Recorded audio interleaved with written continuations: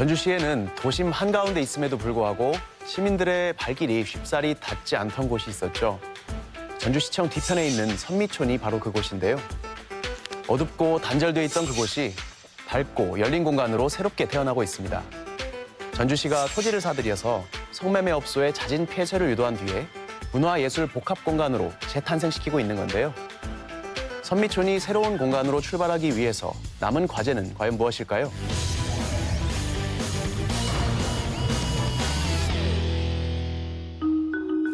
이곳은 전주시 서노송동. 현대식 건물들이 즐비한 기린대로변 뒤쪽으로 낡은 옛 건물들이 다닥다닥 붙어 있습니다. 이 가운데 유리문을 낸 허름한 집들이 모여 있는 곳, 바로 성매매 집결지 선미촌입니다. 낮에는 종사자들이 머물렀던 흔적만 남아있지만 거리에 가로등이 꺼지면 다시금 붉은 등이 켜지며 여러 업소들이 성매매업을 하고 있습니다. 해결을 위해 전주시에서는 2014년 선미촌 도시재생 사업을 추진했습니다. 선미촌이 더 이상 성매매를 하는 곳이 아니라 예술인들이 창작 활동을 하고 시민들 누구나 방문할 수 있는 문화예술 공간으로 탈바꿈시키려는 것. 이를 위해 전주시는 선미촌 내 토지와 빈집 등 5개소 12필지를 사들여 공원과 문화시설을 만드는 등 선미촌을 새로운 공간으로 재탄생시키고 있습니다. 환경 정비를 통한 기반시설 정비와 문화예술 복합공간 조성, 기반시설 정비가 완료되면 문화예술인들이 입주할 수 있는 공간을 더 마련하고자 합니다. 프로젝트의 속도를 내기 위해 전주시는 선미촌 중심가에 현장시청을 설치하고 노후하고 버려진 공간을 사들여 시민들이 휴식을 취할 수 있는 공간과 문화예술 활동이 펼쳐지는 공간으로 변신시켰습니다. 이로써 성매매업소의 자발적인 폐쇄를 유도하기로 한 것. 선미촌의 이 같은 변신은 타 시도에서는 모범적인 사례로 인정받으며 전주시의 사례를 배우려는 전국 지자체 관계자들의 발길이 이어졌습니다. 선미촌의 변신에 시민들의 반응 역시 긍정적인 상황. 훨씬 예전보다는 공원이 생김으로 인해서 없어질 수 있는 확률이 높아진 것 같아요. 이 시에서 해가지고 그 시민들을 위해서 이 예술촌을 만든다는 것은 나는 찬성하지요. 오는 2020년까지 추진 예정인 서노송 예술촌 프로젝트. 전주시는 총 74억 원을 들여 선미촌을 비롯한 인근 서노송동 일대까지 모든 지역민들이 함께 어울릴 수 있는 다양한 문화예술의 공간으로 재탄생시킬 예정입니다. 과거 1950년대부터 현재의 전주시청. 옛 전주역 자리를 중심으로 자연 발생적으로 형성됐다는 선미촌. 당시 최고 100여 곳의 업소에서 4,500명에 달하는 여성들이 성구매자를 대상으로 성매매업에 종사해 왔습니다. 하지만 그곳은 여성의 인권이 보호받지 못하는 어둠의 공간이었습니다. 한 2000년도 초반의 실태조사에 의하면 70~80%가 10대 때 유입됐다. 폭력적인 과정이나 빈곤에도 주된 케어받을 수 없는 환경에 놓인 여성들이 이제 탈출한단 말이죠. 이건 가출이라고도 하죠. 그리고 이 성산업이 겨냥하는 거는 취약한 조건에 있는 여성들이에요. 더 취약한 여성들을 타겟팅한단 말이에요. 상당수의 성매매 종사자들이 폭력과 빈곤에서 벗어나기 위한 탈출구를 찾던 중 성매매 집결지로 유입되기도 한다는 전문가의 말. 하지만 열악한 주거 환경과 노후화된 건물 안에서 성매매 종사자들의 인권은 보호받지 못하고 사회와 격리된 채 지내야만 했습니다. 아무런 자원, 학력 자원, 가족 자원, 사회적 자원이 없는 상황에서 내가 나가서 뭐 해서 먹고 사나? 그럼 이 안에서 그러면 돈을 많이 벌고 행복하냐? 절대 그건 아니란 말이에요. 그렇지만 대안이 없는 채로 거기에 머물러 있다. 개인적 자원이 전무한 상황에서 별도의 선택지 없이 선미촌에 남을 수밖에 없었던 성매매 종사자들.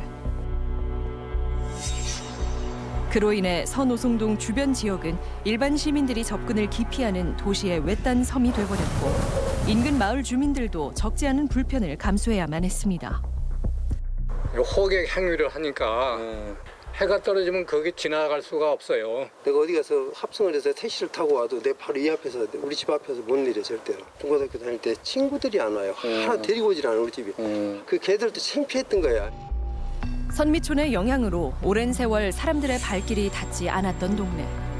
그 결과 선미촌을 둘러싼 마을은 낙후되고 도시 슬럼화 현상이 나타나고 있습니다.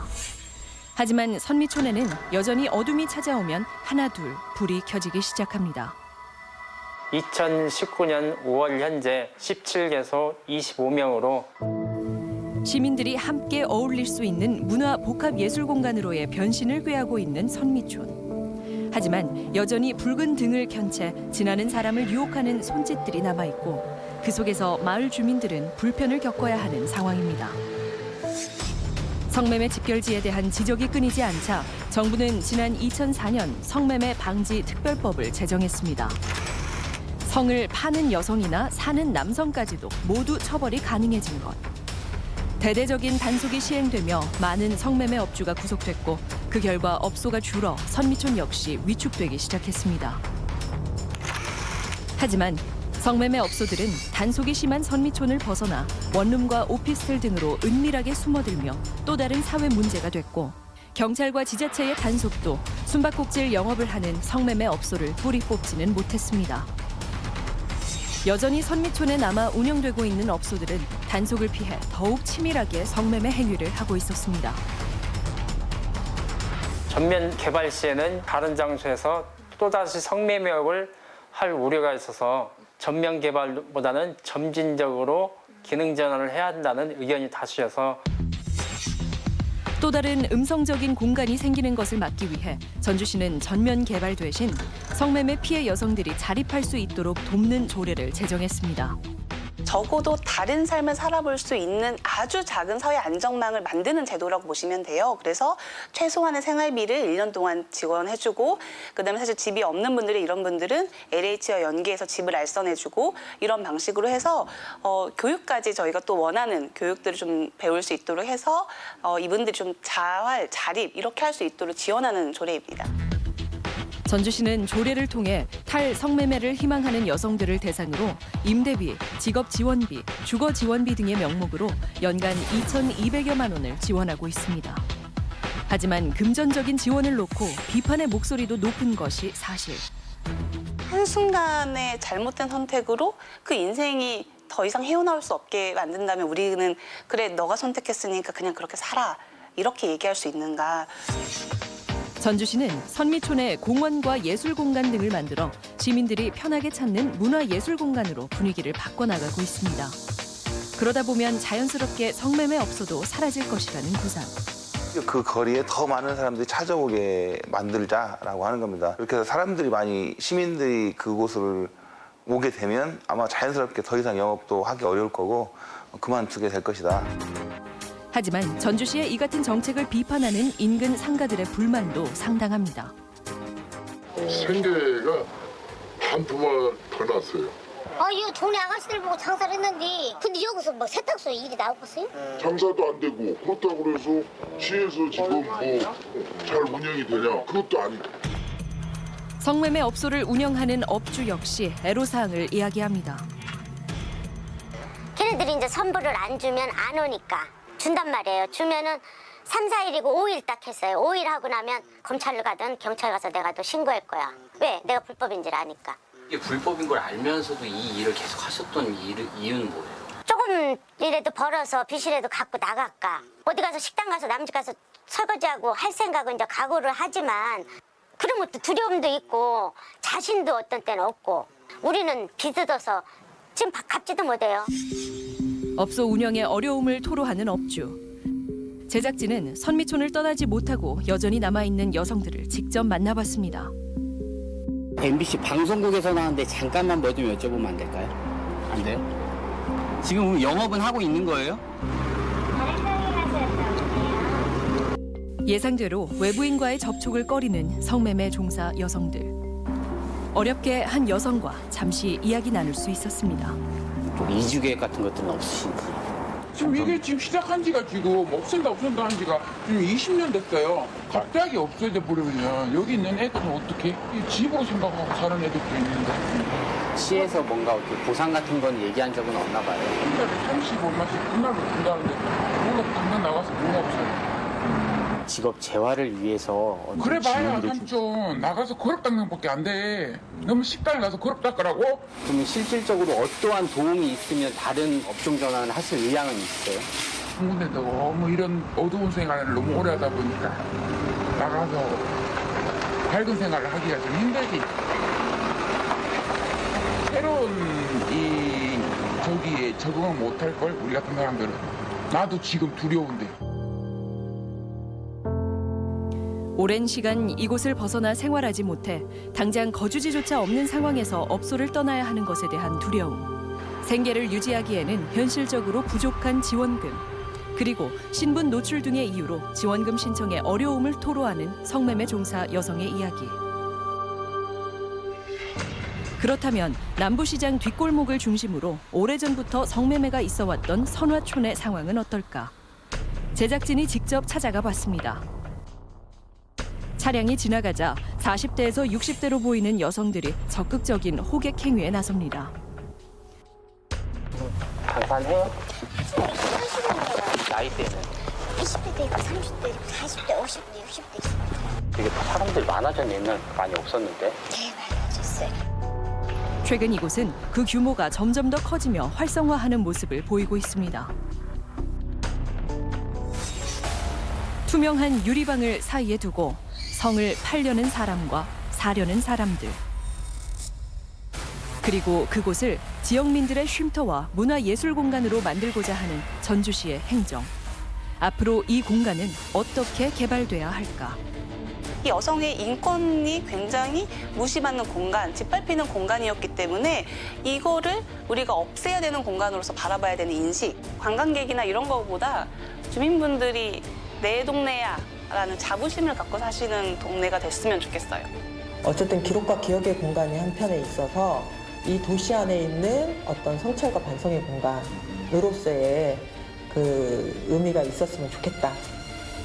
성매매 집결지 주변에 살고 있다는 이유로 자신이 살고 있는 마을에 대해 쉽게 이야기를 꺼낼 수 없던 마을 주민들. 그리고 그 공간에서 함께 살아가던 성매매 종사 여성들. 그들이 바라는 것은 무엇일까?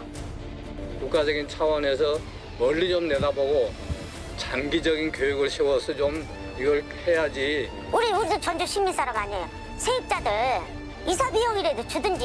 이제 우리가 할 수 있는 힘은 없잖아. 시에서 어떻게 하는가에 대해서 우리는 지켜볼 수밖에 없지. 사람들의 발길이 끊긴 채 60여 년 동안 단절돼 있던 전주 선미촌. 그리고 이제 그 안에 불고 있는 변화의 바람. 앞으로 이 공간이 시민 누구나 함께 어울리며 여성 인권을 수호할 수 있는 공간으로 재탄생할 수 있기를 기대해 봅니다.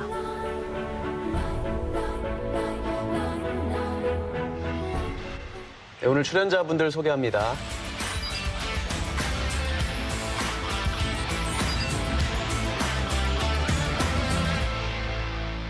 어떻게 보면 조금 당장 거기에 있던 성매매 집결지가 다 없어진 것도 아니고 그래서 보시는 분들에 따라서는 눈에 보이는 성과는 좀 부진하지 않느냐 이런 의견도 있는 것 같아요. 저희가 2014년 초창기에는 그 골목골목을 다니다 보면 굉장히 좀 무섭기도 하고 차가운 느낌도 많고 또 폐공가도 많아가지고 여러 가지 그 낙후된 그러한 마을들이 주는 분위기가 안 좋게 느껴지기도 했다고 했는데 지금은 많은 분들이 뭐 낮 시간에 굉장히 많이 그 골목을 왔다 갔다 하기도 하고 있고 일단 그 찾는 횟수 자체가 많이 달라졌을 것 같아요. 그러면 그동안의 계획대로 착착착 순조롭게 진행되어 왔습니까? 아니면은 좀 이런 점은 좀 애로점이 있었다 이런 게 있었나요? 저희가 이 민관여부위를 처음 시작을 할 때 일본의 요코하마의 코카네초라고 하는 지역을 방문했었어요.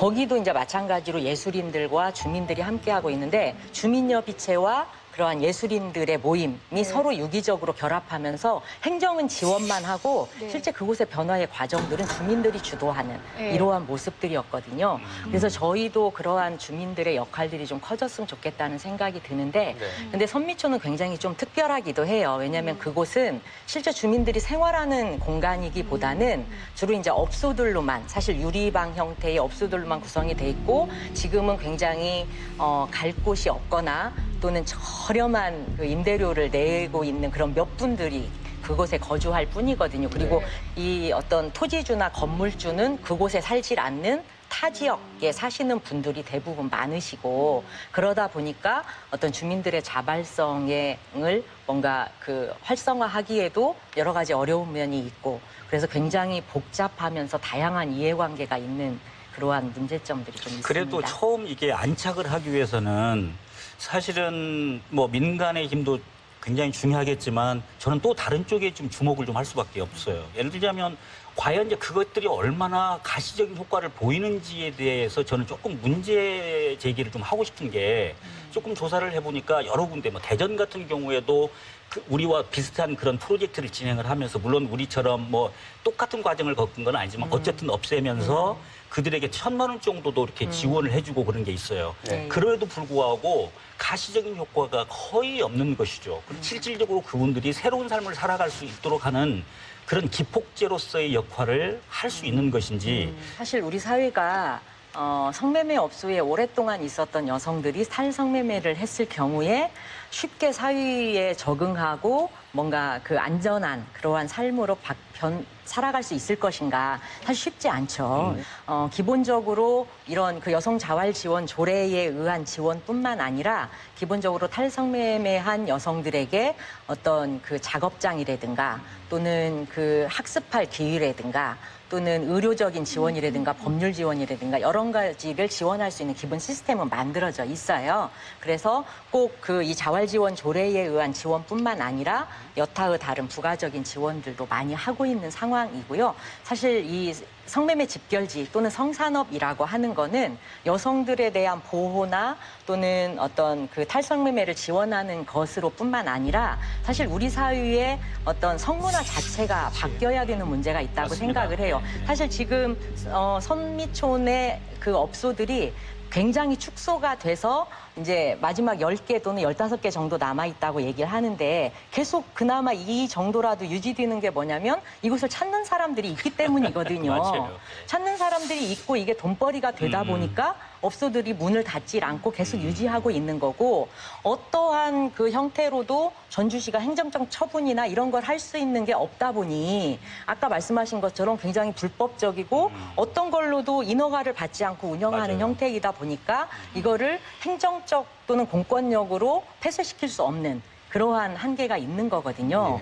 민간협의체에서 추구하시는 큰 방향은 어떻게 보면 선미촌이 이제 지역 주민들이 허물 없이 방문하고 또 같이 어울릴 수 있는 공간으로 다시 만들어 보겠다는 것인데 이제 그 지역 주민들이 재생사업 전후에 반응이 어떻게 달라졌는지도 궁금하고 앞으로 그런 점을 위해서 어떻게 더 노력하고 추진해 나가시겠다 이런 방향도 좀 알려주십시오. 선미촌이라고 하는 곳과 그 이외의 다른 전주시 노송동이나 또 시청의 근처의 분들이 가까이에 있음에도 불구하고 경계가 분명했거든요. 벽이 있었어요. 하나의 섬이었죠. 근데 이 경계가 지금은 조금씩 허물어지고 있으면서 많은 왕래가 이제 시작을 한 거고 그러다 보니 시민들의 인식도 경계가 허물어지고 있고 심리적인 변화도 경계가 허물어지고 있다.